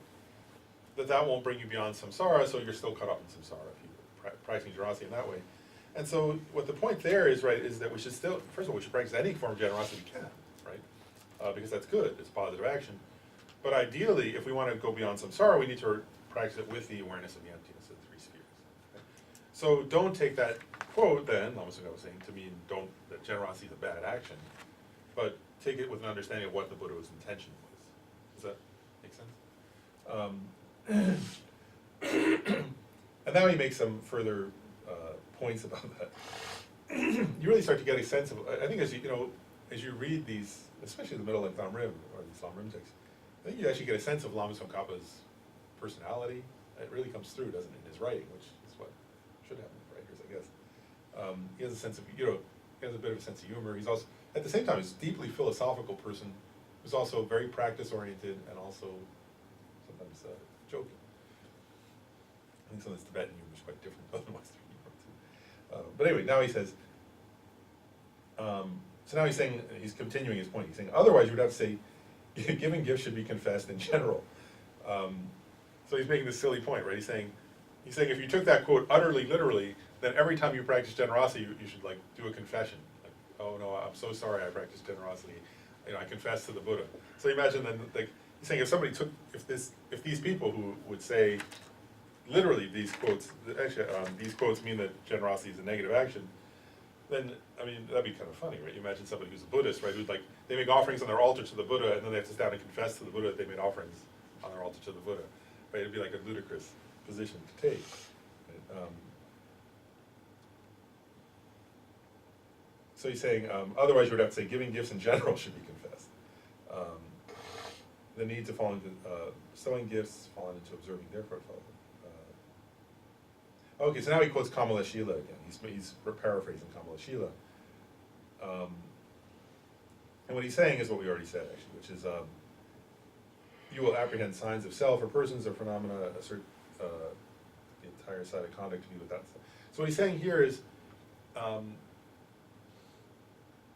if you misunderstand these points, you'll think that all the other practices, so giving, patience, being ethical, and so on, are all grasping at signs, meaning grasping at inherent existence. And he's saying, no, and go back to the metaphor for now. Now it's useful to go back to that metaphor of the grieving mother, right? That metaphor about the meaning of that, right? Because what he's saying here is like, if you don't understand this, you'll think all those practices, like being moral, is somehow grasping at signs of inherent existence and therefore it's bad. And he's saying, no, remember, like I'm saying now, using that metaphor of his, go back to the metaphor of the grieving mother, right? Whereas, and the point of it, right? The point of it was that the bodhisattva who's realized emptiness, or who's meditated extensively on emptiness, that understanding of emptiness pervades all of their actions, right? Pervades everything they do. And therefore, for them, the practice of generosity, of morality, and so on, is not grasping at inherent existence. They're doing it with an awareness of the illusion-like quality of things. Does that make sense? They're seeing, as they're engaging with others, they're remembering and seeing these things are dependently arisen. And if they're dependently arisen, they're not independently existent.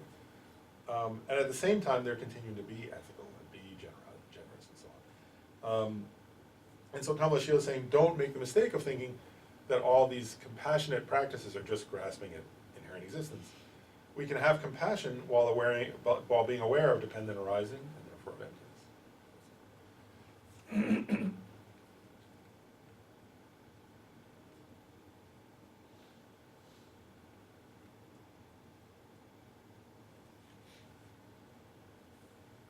So now he's continuing on this in this vein. And he's saying, if the mind of giving thinks, I will give away this substance, and the mind of ethical restraint thinks, I will restrain myself from this faulty conduct, and all such virtuous conceptions were conceptions of a self of phenomena apprehending the three spheres, it would make sense for those who have found the view of selflessness of phenomena to cease them in every way. So here, like hatred and pride and so on. And so now he's getting at a very deep point, really, in this next part, which is a couple things. One is, there are things to be adopted, right, or cultivated, and there are things to be abandoned on the path to enlightenment. Compassion, generosity, ethics, love, right? Those are things to be cultivated. And then, as he lists, hatred, pride, and so forth, are things to be abandoned. First of all, does that make sense, right? So there's these two categories, right? And now he's getting at something which is, I'm going to put it in different words for a moment. Like, the wisdom understanding emptiness undermines and helps to destroy the things to be abandoned. Does that make sense? And so take these out, right? Because if you're understanding the lack of it, what's the word? The emptiness of the self, right? So it means the lack of existence of an independent, intrinsically existent self. That undermines pride, thinking I'm the most important person in the world. Right? And that undermines hatred, right? Because hatred comes, if you actually think of when you're feeling really angry or hateful, right? Think of the experience of that, right? There's this very, like, what's the word? Self-important, exaggerated, solid feeling in yourself, right? And then there's also this very, what's the word, like, the feeling about the other person. It's like as if there's some kind of solid, unchanging negative, right? There's no recognition of that they're changeable, there's certainly no recognition that negative label just comes from my mind, right? We feel like they're really hateful from their own side, right? But hatred exists in my mind, not in the side of the object, right? So the point is when you meditate on emptiness, it undermines those states. Does that make sense? Like this solid I that can hate, right? If you meditate on emptiness, that's the object to be refuted, actually. Does that make sense? Because when you meditate on emptiness, you meditate on, does that exist? And you realize that doesn't exist at all. That kind of I, right? And so then, even the idea of hatred becomes ludicrous, in a way, if you realize emptiness. Does that make sense up to that point? And so, by meditating on the emptiness helps you, actually, to cease in every way, quoting Lama Tsongkhapa, hatred, pride, and so forth. And so a bodhisattva wants to cease those mental afflictions because they're the causes of suffering, and understands that I'm going to meditate on emptiness in order to help cease those, to help bring those to cessation. And you can see why emptiness does that, right? Because, again, like if the feeling of pride is I'm this independent, truly existent thing over here, and I'm quite important, and then you meditate on emptiness, you realize that I that I'm grasping at, not that there's not an I, but that solid, independent I doesn't exist at all, then pride becomes a kind of ludicrous and is undermined, or is ceased, or is abandoned. On the other hand, now this is the thing, this is the unique point that Lama Tsongkhapa is making here, is he's saying, on the other hand, positive states of mind, and so like compassion, right? He's saying here, compassion doesn't necessarily, and this is important to distinguish, there's a kind of compassion that does grasp at independent, intrinsic existence. But compassion is like something that if you meditate on the emptiness of the three spheres, it doesn't get rid of compassion, it actually deepens your compassion. And that's an important distinction to me. The wisdom of understanding emptiness doesn't undermine those positive states of mind. It actually, I don't know what the word is, enhances them, or maybe even like purifies them of that grasping of intrinsic existence. Because, actually think about it this way, right? So if I'm hating somebody, right, I'm feeling this very solid I, and I'm seeing them as this intrinsically evil being, right, that's evil and hateful from its own, worthy of hatred from its own side, right? Of course, like, their kid doesn't think that, or their parent doesn't, their best friend, certainly their best friend doesn't think that, their best friend thinks they're wonderful, right? They don't think that, they think they're wonderful, whatever. And so as I meditate on emptiness, that solid, I can see, that solid I that feels hatred doesn't exist at all, actually. So the hatred itself, which is connected to that I, also ceases. Contrast that to a moment with compassion, right? With compassion, let's say we're still grasping at self to start with, right? So let's say I see somebody suffering, and I think they're a real, independently, intrinsic existent person, and they're suffering. And they're suffering terribly, and I feel empathy and compassion for them. Right? And then I meditate on emptiness, right? The emptiness doesn't mean they don't exist, right? The emptiness means they don't exist in the way, they don't exist as a solid, independent entity, right? So if you're meditating like that, right, so you see, wow, and they're suffering because they think they exist as a solid, independent entity, but they don't exist that way. And if they just realized that, they would be free from that suffering, right? Actually, your compassion becomes even stronger. Does that make sense? Like, it's like they're still suffering, and it's just because they haven't realized how their own nature. There's a metaphor for that in the Uttara Tantra, right? It's like seeing a person, it'd be like this, like if you see somebody who's, the metaphor from the Uttara, there are many metaphors, but one in the Uttara Tantra is, if you see somebody suffering in poverty, and you know they have a huge treasure chest under their, that they don't know about, that's under their floorboards, right? Like, you don't think who cares about their poverty, right? There's this, like, he's giving a metaphor for how bodhisattvas see beings. It's like, the bodhisattva feels, all I have to do is point it out to them. All I have to do is help them dig it up, and they'll be fine. Like, you don't disengage from them, you actually engage more with them, because you know it's solvable. Their problem of poverty is solvable, the jewels are right there. I just have to help them convince them that it's okay to rip up the floorboards. They may get mad at me. If I could just walk in and start trying to rip up their floorboards, they might throw me out. Right? But if I convince them, no, I know there's jewels under there. Let me help you rip up the floorboards, and then we just have to dig, and we'll get to them. And I have to convince them that to trust me enough to do it, then they'll be free from poverty, right? This is a metaphor from that text. And so it's describing that's the experience of a bodhisattva. When a bodhisattva looks at beings who are suffering, they actually see these are Buddhas, potentially. These beings have the potential for enlightenment, but they don't see it, that it's there, and so they don't dig it up, and they leave it underneath all the mental afflictions, right? And so the bodhisattva looks at beings and see, when they understand the emptiness, they realize, like, when they understand their own emptiness, they feel liberated, right? And then they recognize others can feel liberated. And they see others have this potential for that kind of liberation, right? But they're just not seeing themselves accurately. And so they feel this, even like, what's the word, more encouragement to engage with others, because they see it's possible. Up to that, when we feel intrinsic when we grasp an intrinsic reality, an independent existence, it's actually discouraging, right? Because we feel beings are, there's an implicit, even if we don't think it consciously, there's an implicit feeling that things will always be how they are, right? But when you realize emptiness, you realize, like, no, like, they just appear that way due to causes and conditions, right? Due to dependent arising. If you change the causes and conditions, it will all change, right? So there's actually more hope and more encouragement for compassion. And so, you see, does that make sense now? So what he's saying is, a couple points he's getting. One is, wisdom is implied here, that wisdom undermines the afflictions, but doesn't undermine the positive states. Second implication here is, not all positive states are grasping at the object to be refuted. They're not grasping at intrinsic existence or independent existence. There are kinds of engagement with others through ethics and through compassion and through generosity, where one is aware of emptiness, and that actually encourages one to even do more of those practices. And that's the goal here. So don't think somehow that overcoming, that all positive actions are undermined by wisdom. They're not, they're actually supported by wisdom. Does that make sense now? It's a complicated point in a way, isn't it? But any questions about that? Is it clear now? I tried to make it. I had a question to learn. So I get the point here, but the question is, the misunderstanding we are talking about, is this a misunderstanding within the Buddhist people, or is this a misunderstanding? What's the context?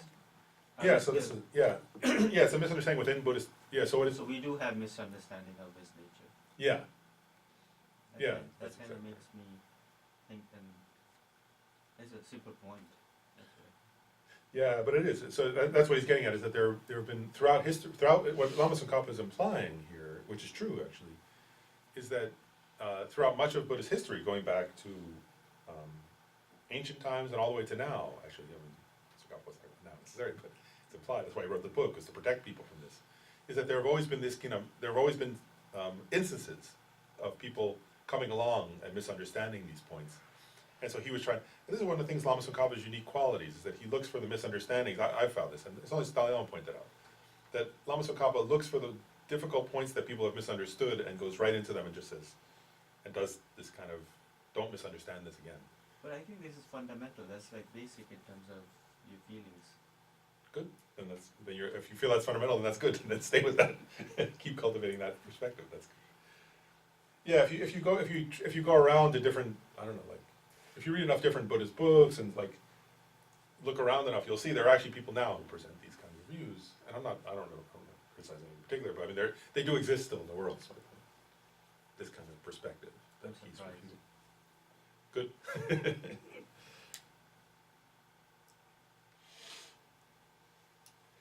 And then next, I'll just go quick through this part. Next, Lama Tsongkhapa, because we kind of already said it, but here Lama Tsongkhapa actually lists many of the points from the Lam Rim that he's already covered in this book, right?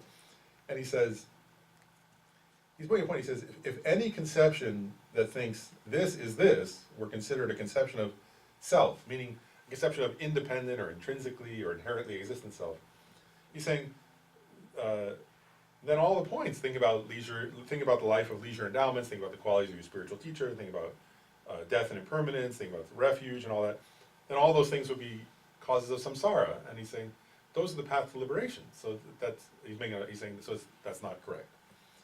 And then he's another point, he says, if you can't I like this metaphor, so I'll just say it, he said, because it's going to get to something even more profound, or very profound, coming up. He makes this point, he says, if you have this misunderstanding, then he uses a metaphor, he says that it'll seem to somebody who has this misunderstanding he's been talking about, to them it will seem as though the side of method and the side of wisdom are like hot and cold. They're mutually contradictory. Does that make sense? Like, so if you want like, my fridge broke this week, right? So like, I was buying ice and you want to keep everything cold, right? So each time you open like the cooler, right, then hot goes in here. Oh no, I have to shut it quick so that it stays cold. Right, because it's like they're mutually contradictory, right? And the more hot you let in, then the cold goes away, and that's a problem. Right? And so, like, so you view them as like, so it becomes like almost like one's the enemy of the other, right? And what he's saying is, if you have that kind of view about conventional reality and ultimate reality, you've really strayed from the path. Does that make sense? It's like if you have some feeling like that, oh, when I engage with compassionate activity, that's somehow taking me away from my wisdom of emptiness, you've lost your way, or something, right? Like, whereas you should understand that those are mutually supportive things, not contradictory things. And that contemplating all these points, right, contemplating impermanence, should support your practice of wisdom. If you think it's somehow undermining it because it's grasping at a truly existent impermanent object, you haven't understood the path correctly. Okay, and now, he says, and this is, he's really getting at,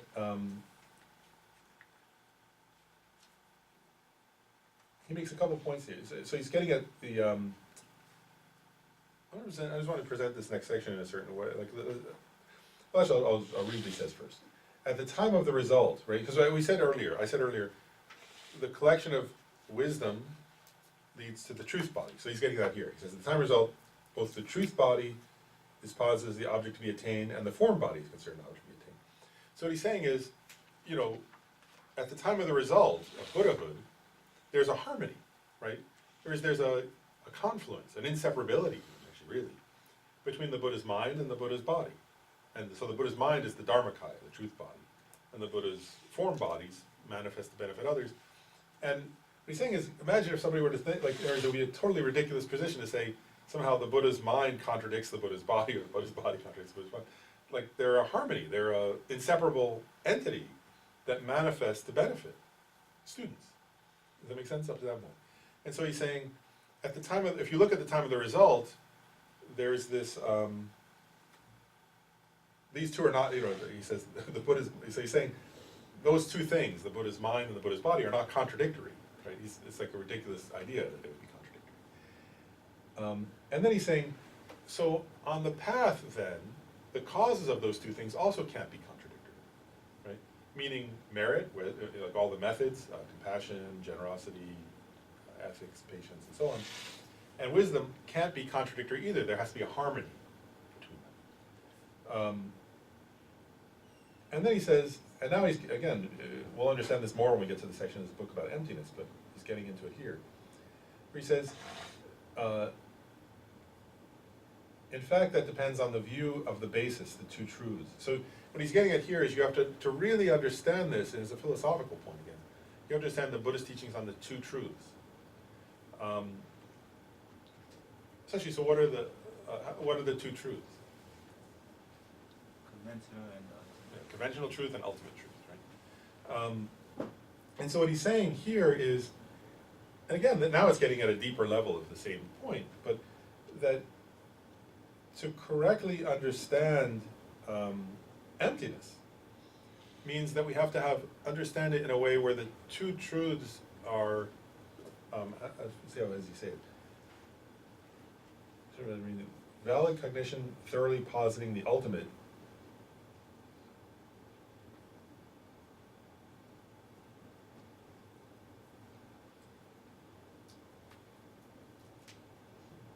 Oh, here it is. This is the line I want to read.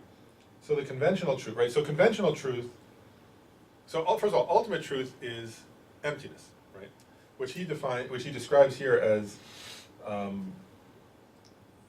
the ultimate mode of subsistence, right, of things, both in samsara and in nirvana, that these things are without the merest particle of inherent existence. So this is actually, Rajiv, if you thought the other part was simple, this will be more challenging. It should be a little more challenging. What he's getting at is that the ultimate truth, right, is this recognition or understanding or realization that everything lacks even the merest particle of inherent existence, right? So when we look at things, they seem to, like this seems like a microphone, right? It seems like it's inherently a microphone, but, you know, it's not a puppy, right? You'd say, seems like from its own side, that's a microphone, inherently from its own side, right? So it's quite difficult. This is difficult, right? Because part of what he's saying is wisdom is a valid cognition, right? So it's an inner experience, a valid cognition that from the perspective of ultimate truth, there is not the merest particle of microphone there. And from the ultimate, again, in terms of the ultimate truth, when one looks at Lisa, right, one has this recognition from the perspective of ultimate truth, that not the merest particle of inherent existence of Lisa exists there. That makes sense? So that's on the one side. Then on the conventional truth, it posits causes and effects, and individually ascertains phenomena that are causes and effects without the slightest confusion. Right? So it understands, so conventional truth understands, for example, that this microphone works, right? And the conventional truth understands Lisa's sitting there. So you could say, how could, on a superficial level, one could say, well, how could somebody say, if one says ultimate truth is there's no Lisa inherently, not even a particle existent from its own side, that's the ultimate. If that's the ultimate truth, and the conventional truth is Lisa sitting right there, how can those two be in harmony, right? They seem contradictory.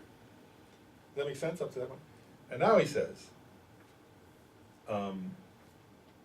once you, not somebody else, right, gain certainty by way of both scripture and reasoning. Scripture means study, right? You've studied it in scriptures, but reasoning means your own process, right? It can't just be somebody else's book, right? Through your own internal process of reasoning, that these two do not harm each other in the least, but rather assist each other, then you will realize the meaning of the two truths, and you will count yourself among those who have found the intention of the victor, meaning the Buddha. Does that make sense? So he's saying, so actually now he's getting at something quite more challenging, right? Because you see that point? Whereas you have to, because again, I mean, we're doing it both intellectually, but it has to be an experiential component, right? Like, it's like, to think that, right? Ultimately, from the ultimate perspective, there's not the merest particle of inherent existence of microphone there. Conventionally, causes and effects work, and because the microphone functions, it helps the sound get louder, right? That's a conventional causal relationship. And so this idea that those two are not contradictory, but are complementary, right, or in harmony, or the harmony of the two truths. And so he's saying, to understand that is difficult, right? But when you come to understand that through your own internal process of reasoning, then you've understood the intention of the Buddha. Until you've understood that, you've not understood the intention of the Buddha. Where to go?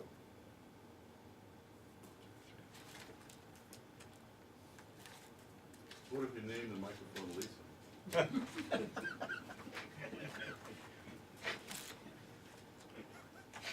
Just don't name Lisa microphone. Now she exists more now.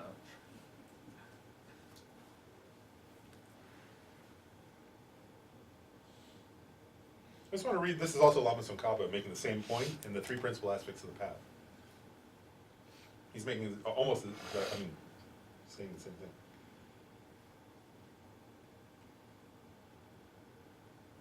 I'll read actually, so he says, one who sees the cause and effect of all phenomena, of both cyclic existence and the state beyond sorrow, as forever unbetraying, right? So understands the cause and effect always functions correctly, right? Causes always lead to their effects. And for whom any object trusted in by grasping mind has completely disappeared, right? So there's no grasping at intrinsic existence at all. Has at that time, just like he says here, entered the path that pleases the Buddhas. If the appearance of dependent relation, which is unbetraying, is accepted separately from emptiness, and as long as they are seen as separate, one has still not realized the Buddha's intent. He's saying the same thing as here. If these two realizations are happening simultaneously, without alteration, and for merely seeing dependent relation as completely unbetraying, the definite ascertainment comes that completely destroys the way all objects are apprehended as truly existence. At that time, the analysis of the ultimate view is complete. So it's saying the same thing, but in different words. That's dependent arising, right? Yeah. So he's saying, until you can understand that dependent arising is the meaning of emptiness, and emptiness is the meaning of dependent arising, until you realize that through your own internal, through both reading the scriptures, but then through your own process of reasoning, right? So that you've thought about those scriptures enough through your own internal experience and logic and reasoning, that you can understand how dependent arising is the meaning of emptiness and emptiness is the meaning of dependent arising. Until then, you've not understood the intent of the victor. And when you've realized that, you have understood the intent of the Buddha. Yeah, that's right. But not just the intellectual understanding. Right, it has to come in some experiential way too, yeah. But although even all the intellectual understanding is quite useful, right? It's helpful. It's how we get to the other understanding, that's part of the point. And not through just not thinking, right? As we were saying, getting it, just sort of spacing out and suppressing all conceptions won't get us to that understanding. And so that understanding, right, if you understand, what he's getting at here is if you understand the two truths in that way, then you'll understand correctly how method supports wisdom and wisdom supports method. And if you understand that, then you'll understand how the resultant time Buddha embodies both, right? The embodies the result of both things, right? So it's like, one way of saying this, which he doesn't use these terms here, well, he does here, the basis. So it's the basis, actually, you can say that. He's saying at the time of the basis, there's the basis, the path, and the result, right? At the time of the basis, we have the two truths are in harmony, right? At the time of the path, we have an inseparability, a harmony, or an inseparability between method and wisdom, right? Or harmony is a better word. We have a harmony between method and wisdom. And at the time of the result, we have an inseparability of the form body and the ultimate truth, form body, and the conventional truth. I'm sorry, the ultimate truth would be the truth body, and the conventional truth would be the form bodies of the Buddha, and that those are inseparable, right? And so if you understand this point, you understand how the two truths are in harmony at the time of the basis, of the path, and of the result. It's a quite profound point that Lama Tsongkhapa is making. And then he says, now he's still using these quotes, right? Making sure you don't misunderstand them. So he says, the meaning of the third, right, quote, is explained again by Kamalashila in his third text. Kamalashila wrote three different texts called stages of meditation. So it's like stage of meditation 1, 2, and 3. It's like sequels. So he said,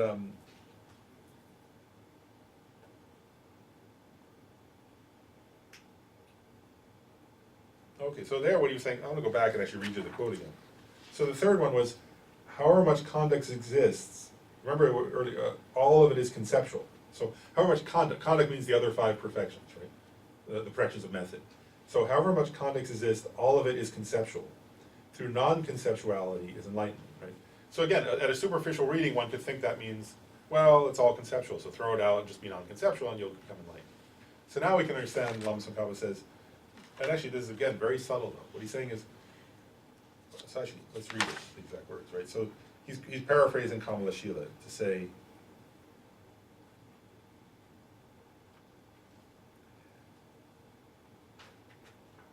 I'll just read this part. They are taught to be merely imputed by conception, saying they are conceived. However, they are not taught as objects to be discarded and not relied upon. So what he's getting at there, right, when it says, however much conduct exists, all of it is conceptual. Right, what he's saying is, giving exists, giving does exist. How does it exist? As merely labeled by the mind. Right? Almost Overshoe often says, right? How does ethics exist? Ethics does exist. How does it exist? As merely labeled by the mind. How does patience exist? Patience does exist. How? As merely labeled by the mind. That means they're empty of inherent existence. But their emptiness of inherent existence means they do exist as that which is merely labeled by the mind. So they're conceptual, right? Conceptual doesn't mean they're to be discarded. The conceptual means that's how they exist. And practice them in that way, with an awareness that they're merely conceptual. The existence is imputed. Yeah, is imputed by the mind, right? And then you can join that with the non-conceptual realization, direct realization of emptiness, and you become enlightened. That's the meaning of that quote. Does that make sense?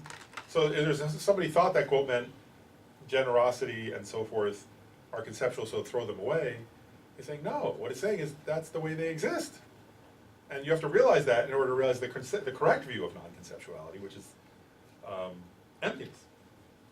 Shay was saying that was one of the most difficult things for Buddhists to accept, and said even many lamas don't get that. The harmony of these two, Yes. dependent arising and emptiness. Yes. Yeah. And it's true. It's hard. It's a very hard point. To understand. And this is where Lama Tsongkhapa, and actually, and you'll see it in this text. I mean, he's getting into it pretty deeply here in the section on emptiness. Wow, it really gets into it. And part of that is that because he's trying to clarify it for people so that we don't misunderstand it, right? He's trying so hard to help us not make that mistake of misunderstanding as much, because it is hard to understand.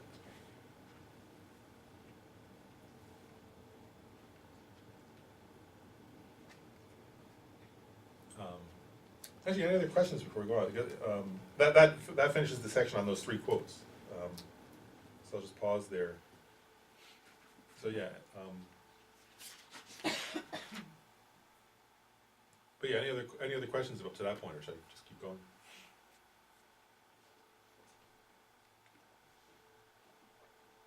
That is quite profound though, right? This idea of the harmony of dependent origination and emptiness. And we have to try to get closer and closer to that understanding, right?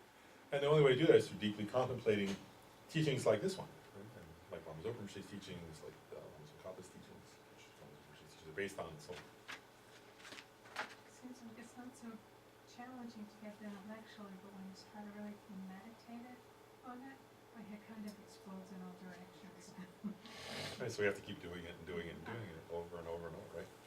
And coming back to the quotes and then going back to thinking about it, back to the quote. But when we say scripture and reasoning, it's quite profound. Like Lama Tsongkhapa here said, it's through scripture and reasoning, right? That's that. In other words, because if we just think without tying it back to the teachings of Lama Tsongkhapa or Atisha or Nagarjuna, then we'll get lost in a way. But if we keep coming back to the scriptural references and then contemplating them, that will get closer and closer to that view if we, rely on the teachings of our own teacher and then with valid source texts like Chandrakirti and Nagarjuna and so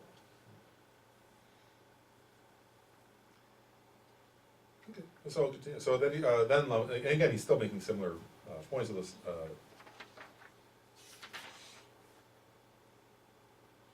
So here he quotes the Sutra Samyukaya, compendium of all sutras, saying, Bodhisattvas who are separated from skillful means should not make strong efforts in profound dharma. So what does that mean? Actually, what that really means is this. Profound dharma means emptiness, right? So what he's saying is, if you don't have compassion, if you're a bodhisattva and you don't have compassion,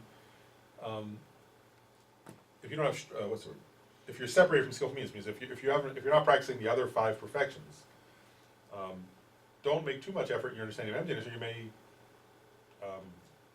fall off the bodhisattva path. Actually, is the implication, right? So what he's saying is you should be making your effort should be commensurate in both areas, or it should be comparable in both areas.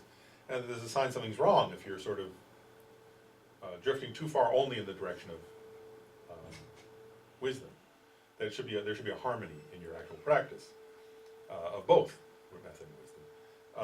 And there's a traditional metaphor for that, right? Which is, I'm sure most of you have heard, like the metaphor that a bodhisattva is like the metaphor is to be, or a simile, like a bird, right?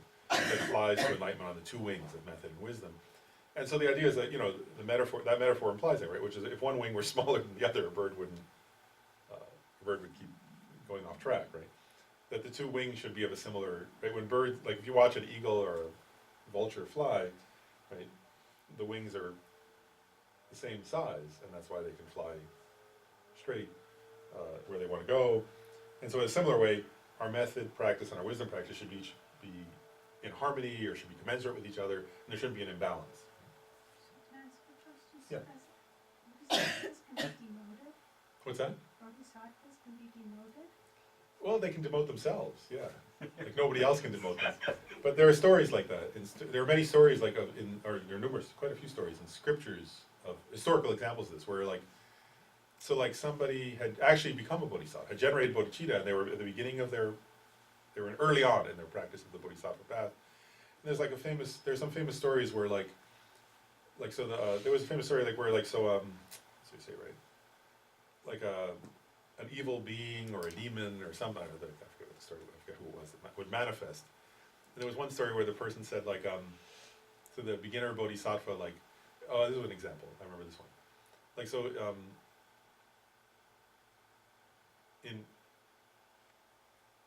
sure I remember it. Then in India, you're supposed to offer something with your right hand. Is that right? I think you would know. Do you know? Because you use the left hand. Left hand for cleaning your behind.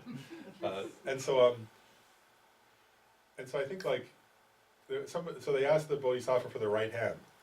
So they chopped off their right hand and handed it with their left hand, and the being said, I'm not taking that for your left hand. And the bodhisattva thought, I give up. Beings are too difficult to help. And they said, I just want to achieve my own liberation. These beings are too difficult. So, and the idea I think behind that is this, though, is there are times where, especially at the beginning of the bodhisattva path, where one looks out, either in a general sense, one looks out and says, there are various, actually in the scriptures it teaches this. One is, there are times where at the beginning bodhisattvas can feel like the task is too big, or beings are too difficult, where you look around and you see like how bad beings are, sometimes you see like how terrible some sentient beings are being, and bodhisattvas can become discouraged and then give up. And so the idea is that in this, is that one has to recognize, you know, I mean, that's why Shantideva says, the famous line that the Dalai Lama always, right, for as long as space endures, for as long as sentient beings remain, I too will endure, or remain for the sake of sentient beings, and so on. I mean, the idea is like that one has to build up one's courage, actually, at the beginning. And so the idea is that if there's a lack of courage at the beginning of a bodhisattva's path, and then they come up upon the wrong obstacle at the wrong moment or something. And so part of the reason those teachings are given, though, is to protect us, is to recognize, okay, that can happen, I can get discouraged, but to then stop and remember, everybody has Buddha nature, I have Buddha nature, even those most evil beings have Buddha nature, for example. I mean, there are many teachings, but this is one, right? And so it may take eons, but they'll become enlightened too, and I'll help them. And, you know, so one has to remind oneself and encourage oneself. But the idea is at the beginning, there are many stories that where bodhisattvas hadn't gotten that teaching yet, or that's why, like in the Uttara Tantra, which teaches Buddha nature, it talks about that, how like these teachings on Buddha nature are very valuable and helpful.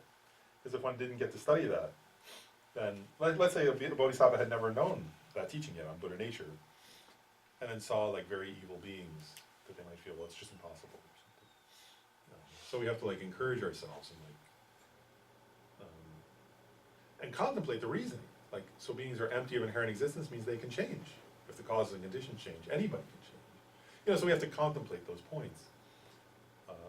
Sometimes for a long time, to not get discouraged. But so definitely, yeah, there are stories. So it's not that like, there's the Buddha, Buddhas and Bodhisattvas don't demote other Buddhas, because they want them to become Buddhas. But so actually they're encouraging them to become enlightened.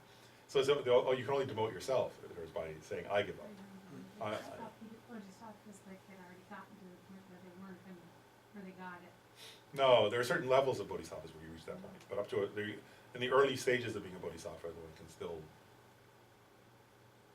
give up or become too discouraged, and so there are many teachings to help bodhisattvas at the beginning not do that. Actually. Could you fall off after the 8th bhumi? I think that is impossible. That's impossible. I think so. I don't think it's possible after the 8th bhumi to stop. Yeah. I think even for dull faculty bodhisattvas after the 8th bhumi, I think they can. Even for the first bhumi, you can fall off, I think. I After can't remember. attaining the first bhumi. Yeah, that's what I'm forgetting. If there's like I have to look that up. There's somewhere the teaching on that. And I just can't remember which. There are all these different kinds of bodhisattvas, and it's like I forget how it's all codified right now. But Lord, I meant to ask this question, and I'm not judging anybody, but I always contemplated about, I know he's the founder of this center in some ways, Lama Yese, and the reincarnation. What are your views on that? How is What was it- the question?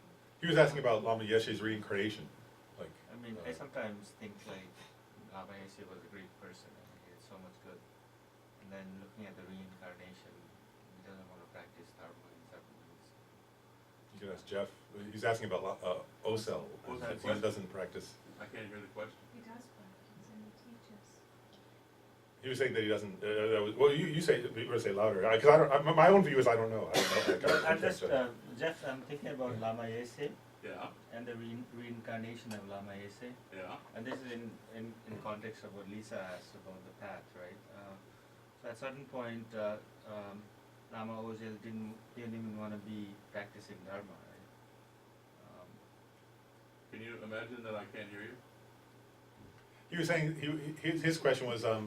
It seemed like Lama Yeshe was like a very good being or a great being. Right. But then how, like, in the context of Lisa's question about giving up the path, that it looked like maybe that Osel didn't want to practice Dharma was his question. So then, is that an example of giving up the path?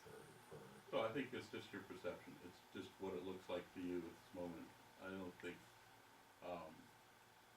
it's very easy to judge what another being's motives are, what another being is doing. A lot of people who know Ozel know that he's practicing, and has a beautiful new baby. I just got off a world tour of teaching. Many months. Lama always wanted to find a way to bring the Dharma non-culturally to the West. So he's maybe evidencing that he's not so interested in Tibetan Buddhism per se, or even the label Buddhism. Right. He's interested in, this is my supposition, Okay. that he's interested in bringing the principles of Buddhism in a way that is accessible to non-Buddhists. There's a lot of speculation about what he's doing, but I wouldn't for a minute say that he's abandoned the path. If you think of what the Dalai Lama's been talking about a lot too, is it's pretty much the same thing. Yeah. Yeah, from my side, I don't know, so I can't. No, just a question. I don't know. Well, I guess I'll make it more I would general. want to be wrong, of course. I guess I'll make a more general point, which is like, because I can't judge you, but like, you know, in a general sense, right? There's like, I mean, I guess I would say two. Like, what is I'm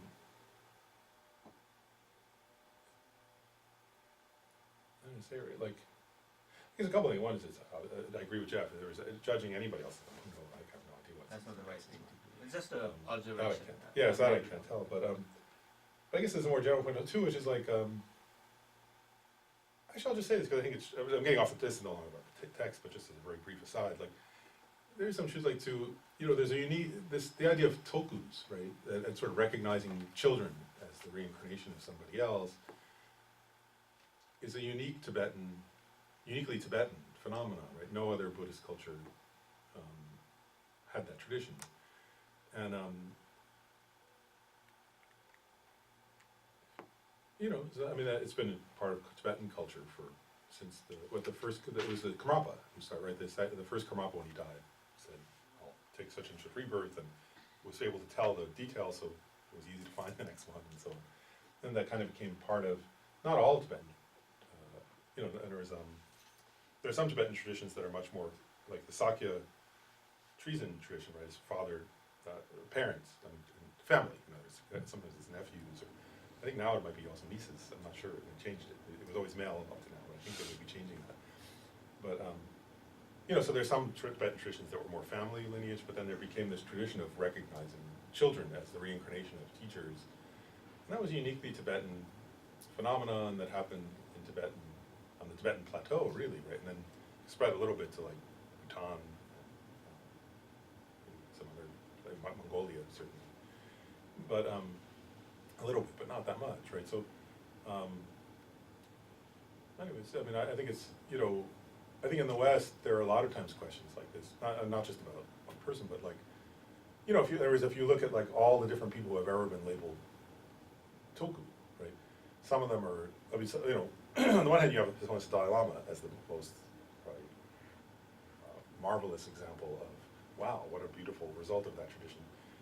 You know, but if you spend enough time around Tibetans, you will meet people you'll meet people who seem like a very ordinary person who say, oh yeah, whatever. Like if you find out about them, you find, oh, why do they name that? Why is some people calling that person Rinpoche? And they say, oh, they're supposed to be the reincarnation of so and so.